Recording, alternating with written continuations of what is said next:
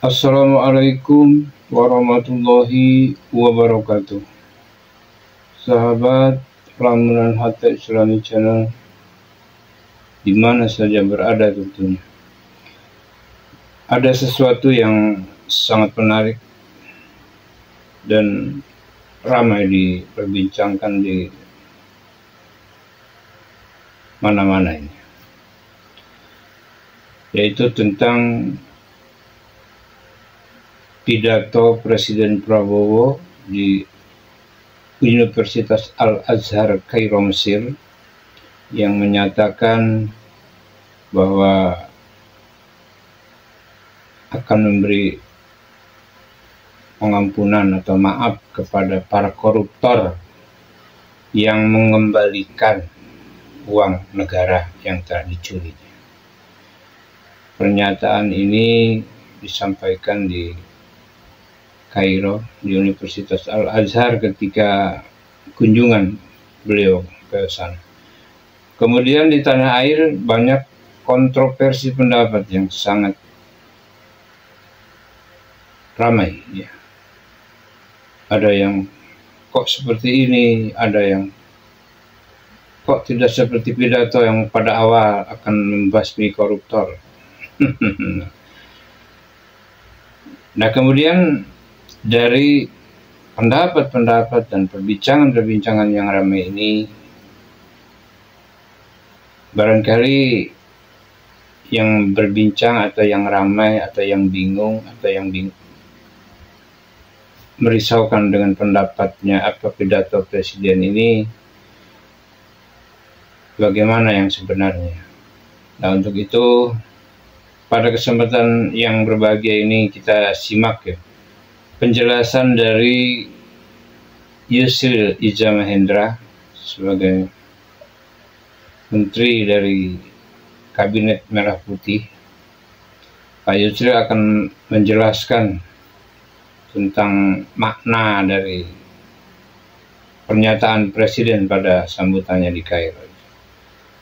Dan barangkali pernyataan Pak Yusril Iza Mahendra ini akan dapat mencerahkan pemikiran-pemikiran yang kurang tepat atau pemikiran-pemikiran yang galau ya, pendapatnya tentang kebijakan Presiden Prabowo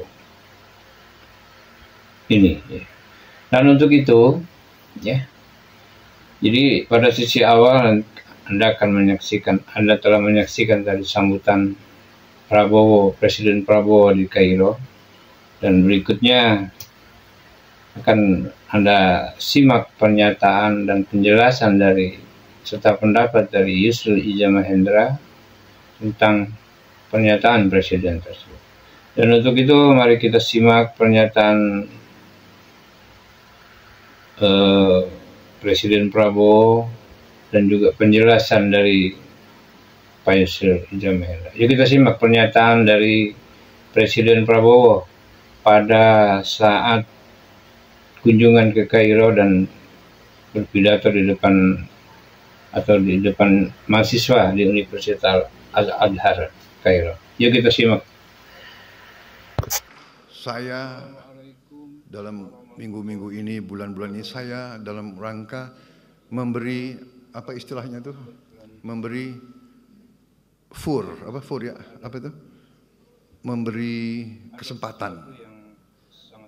memberi kesempatan untuk tobat.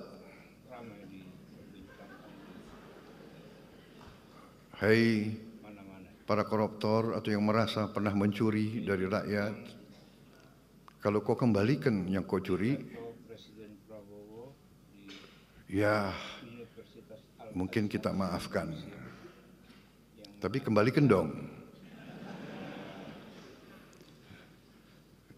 Nanti kita beri kesempatan. Cara mengembalikannya bisa diam-diam supaya nggak ketahuan. Mengembalikan loh ya. Tapi kembalikan.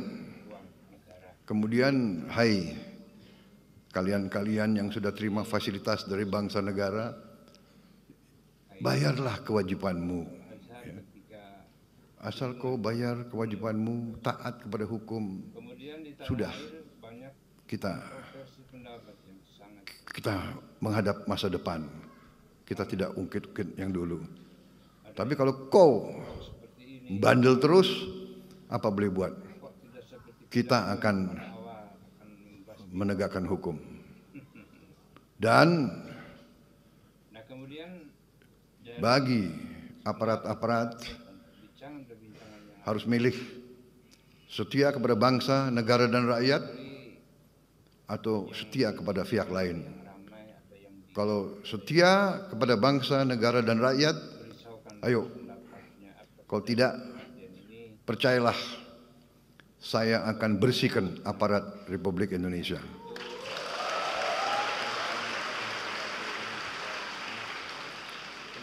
Dan saya yakin dan percaya rakyat Indonesia berada di belakang saya, saudara-saudara sekalian. Nah sahabat, itulah tadi pidato atau sambutan dari Presiden Prabowo yang menyatakan akan memberi pengampunan, akan memberi maaf kepada para koruptor yang mengembalikan uang negara dengan cara diam-diam. Sepintas memang kok seperti itu ya. Tapi itu kan pernyataannya seorang presiden ya, yang harus dimengerti oleh rakyat Indonesia. Rakyat Indonesia kan klasifikasinya tidak semua intelektual, tidak semua dari kalangan elit ya, atau yang paham tentang bahasa-bahasa. Maka harus bisa yang langsung dicerna oleh masyarakat banyak pada umumnya. Akan tetapi bagaimana pendapat Pak Yusril pada pernyataan Prabowo itu? Dan kita simak sekarang ya, bagaimana pernyataan Pak Yusril Ijo Behendra pada pernyataan Presiden Prabowo. Siap Pak Yusril, kalau misalnya kita melihat pernyataan lengkap dan juga maksud dari Presiden Prabowo Subianto ini soal memaafkan koruptor asal kembalikan uang korupsi, ini sepertinya bagaimana maksudnya sebenarnya? Ya, maksud beliau itu baik dan satu langkah sistematik dan cepat untuk menyelesaikan persoalan korupsi yang ada di tengah masyarakat kita ini, yang sudah kita berantas sekian lama, dari tahun 70-an sampai sekarang, tapi hasilnya tidak terlalu menggembirakan. Bahkan indeks persepsi korupsi kita itu tidak banyak berubah, bahkan makin kurang baik dari waktu ke waktu. Dan tugas kita sebenarnya adalah memperbaiki indeks persepsi korupsi itu, dan sekaligus juga kita menegakkan hukum secara efektif dan kemudian efisien, dan kemudian menyadarkan orang atas kekeliruan perilakunya. Dan yang paling penting kita mengembalikan aset recovery, mengembalikan uang negara yang kata Pak Prabowo tadi itu telah mereka curi.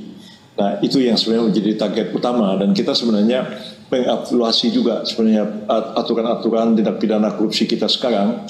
Ya, kita sudah punya polisi, punya jaksa, punya KPK, tapi toh masalah korupsi ini tak kunjung terselesaikan juga sudah sekian lama, dan karena itu memang diperlukan satu pendekatan baru yang sebenarnya sudah harus kita lakukan sejak tahun 2006 ketika kita meratifikasi UN Convention Against Corruption atau konvensi PBB melawan korupsi, yang sebetulnya aturan-aturan tentang korupsi itu sudah harus disesuaikan dengan konvensi yang baru ini, yang penekanannya itu bukan lagi pada efek jera atau penghukuman saja, tapi yang paling penting itu menyadarkan yang bersangkutan, yang taubat tadi kata Pak Prabowo, dan kemudian aset negara yang dicuri dikembalikan.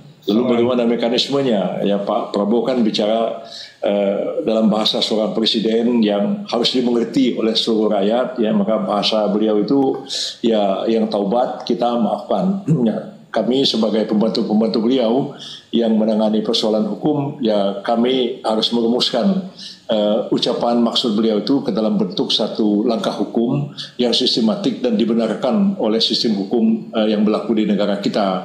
Dan saya melihat memang terhadap korupsi itu ya ada yang salah paham, ada juga yang mengkritik beliau, mengatakan begini, oh tidak bisa, salah itu Pak Prabowo bilang. Kenapa salah? Kata dia, sebab dalam Undang-Undang Tipikor, ya orang mengembalikan hasil korupsi itu tidak menghapuskan pidananya.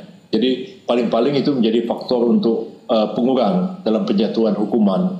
Tapi mengembalikan barang yang dikorupsi itu atau uang yang dikorupsi itu tidak otomatis menghapuskan pidananya, tetap aja dituntut. Nah, gimana Pak Prabowo kok mau memaafkan? Nah, saya bilang ya membaca hukum ya jangan terpaku hanya pada satu undang-undang, tapi ada yang lebih tinggi dari undang-undang itu yaitu UUD 45. Karena Presiden itu memberikan grasi, amnesti, abolisi dan rehabilitasi. Nah, saya melihat ketiga hal ini mungkin dilaksanakan.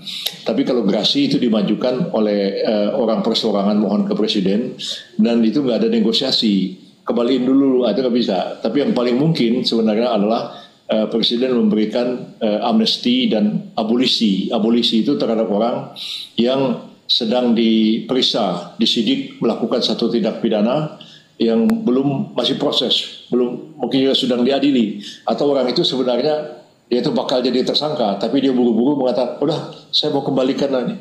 Nah, lalu orang-orang seperti ini itu diberikan abolisi. Jadi perbuatannya itu memang ada, tapi diabolish, artinya dihentikan proses hukumnya karena ada satu kesepakatan bersama. Jadi misalnya saya dulu mengurusi amnesti abolisi terhadap mereka yang secara politik berseberangan dengan pemerintah Orde Baru. Itu terjadi pada masa Pak Habibie. Pak Habibie melakukan amnesti dan abolisi terhadap orang yang dipenjarakan dan orang yang diadili, diproses karena mereka punya pendapat politik yang berbeda dengan Orde Baru. Dikasih amnesti semua. Saya ikut dalam proses itu, melaksanakannya. Pada waktu Gus Dur jadi presiden, saya sudah jadi Menteri Kehakiman, itu melakukan amnesti dan abolisi terhadap pemberontak Gerakan Aceh Merdeka. Siapa menyerah tanggal sekian, menyerahkan senjata di hadapan Pak Camat, mengucapkan sumpah setia kepada Republik Indonesia, tidak akan memperjuangkan Aceh Merdeka dengan gerakan bersenjata, diamnesti, diabolisi. Nah, itu terus jadi Menteri Kehakiman, ada Ketua Pengadilan Negeri Medan nelpon saya, Pak Menteri Kehakiman, Bapak di TV mengumumkan amnesti, ini saya lagi ngadilin GAM, gimana nih, mau diteruskan atau tidak? Sebenarnya siapa namanya? Oh, itu masuk dalam orang yang di amnesti. Dihentikan sidangnya, orangnya dibawa ke kantor camat, dia mengucapkan sumpah kepada Republik Indonesia, setiap pada Republik tidak akan senjata lagi, dia diamnesti. Jadi niat baik Pak Prabowo mau memanfaatkan taubat, harta yang dicuri dikembalikan itu, nah kami memikirkan langkah hukumnya. Mungkin kami akan menyusun draft keputusan Presiden tentang amnesti dan tentang abolisi. Nanti orang-orang yang misalnya terlibat korupsi, sedang disidik, sedang dituntut di pengadilan, dikasih abolisi atau dikasih amnesti apabila mengembalikan kerugian negara yang dicuri. Atau orang sudah dipidana, sudah dihukum, sudah disuruh mengembalikan kerugian negara. Oh, masih ada. Oh Pak, saya diadili mengganti rugi, uang penggantinya misalnya 1 triliun. Padahal Pak, saya itu masih lebih banyak yang saya ambil, yang tidak saya bayar pada negara, pajak dan lain-lain. Mungkin ada 3 triliun. Ini Pak, saya tambahin 2 triliun, saya kembaliin. Di amnesti. Nah, itulah bahasa hukumnya. Tapi kalau bahasa Pak Prabowo supaya rakyat mengerti, ya bahasanya itu bahasa yang dipahami semua orang. Pokoknya siapa yang taubat, menyerahkan hasil yang dicuri, akan kita maafkan. Nah, itu bahasa beliau itu betul. Jadi, Presiden kan nggak bisa kayak saya ngomong. Kalau saya kan ngurusin hukum, bahasanya bahasa hukum. Kalau Presiden itu harus ngomong dalam bahasa yang dimengerti oleh seluruh rakyat. Gitu. Baik, tapi kalau mekanismenya sudah ada Pak Yusril, bagaimana kemudian mengajak para koruptor untuk mau mengakui perbuatannya? Karena ini kan korupsi ini kan merupakan kalau kita anggap adalah perbuatan yang melanggar hukum. Lalu bagaimana mereka mau sukarela untuk seperti bernegosiasi kepada negara supaya tadi dimaafkan? Ya kan begini, kan ada tenggat waktu. Barang siapa yang menyerahkan ini selamat-lamanya tanggal sekian diamnesti.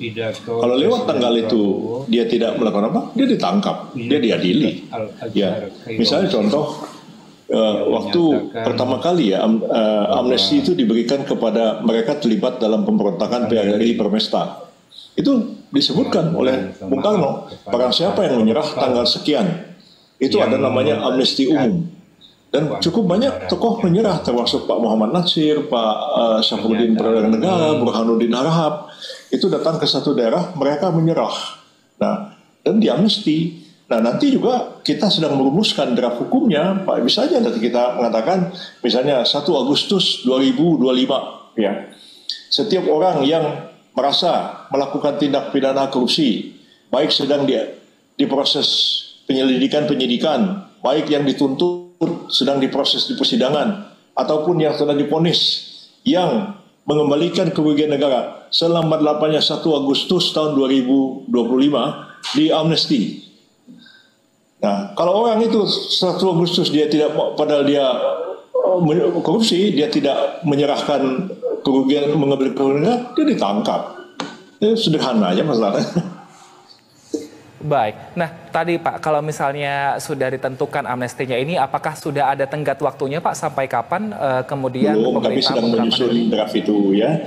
Jadi kan rencana Pak Prabowo memberikan amnesti ini kan terhadap narapidana yang kemarin Pak Supratman, Menteri Hukum, sudah mengatakan ada sekitar 44.000 orang pada tahap pertama yang akan diberikan amnesti. Dan sebagian besar yang diberikan amnesti itu adalah korban penyalahgunaan narkotika dan psikotropika, ya, tekstasi dan lain-lain. Itu yang akan dilepaskan lebih dulu. Jadi kita sudah punya data berapa jumlah napinya, berapa jumlah napi korupsi. Itu tidak sebanyak korban narkotik itu. Jumlahnya memang ada ribuan, tapi tidak sampai sekarang ini sudah hampir 60% dari 280 ribuan narapidana itu adalah korban dari penyalahgunaan narkotika. Nah, jadi mereka yang korupsi ini juga dikaitkan dengan amnesti dan abolisi itu. Jadi kan kita punya data nih, jaksa, polisi, KPK yang sedang menyelidik orang berapa, yang sudah dipidana berapa. Nah, di samping itu kan orang ada dengan kesadarannya sendiri. Ya, katakanlah misalnya ada pengusaha atau ada pejabat di daerah, bupati, anggota DPRD, ataupun di pusat juga, pejabat di pusat, merasa, saya nih kok ada mengkorup uang negara ya 5 miliar, tapi belum ketahuan nih, nggak ada apa-apa. Ya, saya dengan kesadaran sendiri, yang Pak Prabowo tadi bilang, diam-diam mengembalikannya kepada negara.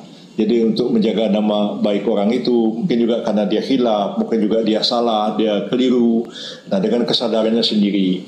Jadi misalnya masalah pajak, misalnya kan akhir-akhir ini pajak kan lagi-lagi nyerempet-nyerempet ke korupsi juga. Mungkin juga dia ngitung pajaknya mungkin keliru atau salah atau kurang bayar apa segala macam. Nah, itu diam-diam dia selesaikan. Nah, Pak Prabowo mengatakan ya mungkin cara pengembaliannya diam-diam. Itu mungkin tidak perlu diumumkan namanya dalam daftar orang-orang yang diberi amnesti. Itu salah satu. Kalau sekait dengan pajak misalnya, toh ada rencana juga pemerintah mengeluarkan amnesti pajak pada tahun 2025 yang akan datang. Nah, itu bukan dia korupsi tapi ada hak negara pada dirinya. Seharusnya dia bayar pajak 1 juta, dia baru bayar pajak 500.000 misalnya. Jadi dia mau bayar kekurangan pajaknya, dan itu dengan tax amnesty semua juga selesai, nggak bisa diampuni. Jadi kira-kira apa yang Pak Prabowo katakan, siapa yang mengembalikan, siapa ini tidak akan dimaafkan. Kan rakyat kan udah tahu tax amnesty yang sudah pernah dilaksanakan dulu kan. Ya, orang kurang bayar pajak, ya dia bukan ini saya belum bayar, sekarang saya bayar pajaknya. Kan di tax amnesty. Baik. Nah, diampuni pajaknya. Nah, kira-kira seperti itulah. Ya. Baik, kami akan nantikan Pak Yusril seperti apa keputusan dan juga mekanismenya nanti dari pemerintah mengenai amnesti untuk koruptor ini. Terima kasih atas waktu dan juga informasinya, Menteri Koordinator Bidang Hukum, HAM, Imigrasi. Ini supaya penegakan hukum korupsi itu ada gunanya bagi rakyat. Karena di uang dikembalikan masuk APBN, bisa ngasih subsidi, bisa ngasih beasiswa segala macam. Tapi kalau cuma orangnya ditangkap ini masukin penjara, ya perusahaannya jadi bangkrut, jadi pengangguran, negara nggak dapat pajak, cuma hukum orang doang. Ya, apa yang kita manfaat, apa yang kita terima dari itu, kita perlu nggak ada apa-apa. Jadi pendekatan Pak Prabowo itu sejalan dengan UN Convention Against Corruption yang seharusnya sudah kita ubah undang-undang korupsi kita itu pada tahun 2006. Tapi sampai hari ini ya sekian lama nggak dikerjakan. Baru sekarang kita mau kerjakan sih. Ya mudah-mudahan ya dapat memperbaiki upaya kita dalam memberantas tindak pidana korupsi di negara ini. Baik, kita nantikan bersama. Kita akan ngobrol-ngobrol lagi nanti Pak Yusril ketika aturannya sudah diterapkan. Terima kasih atas waktu dan juga informasinya. Pak Yusril Iza Mahendra, sehat selalu Bapak. Ya Mbak, terima kasih Mbak. Assalamualaikum. Waalaikumsalam.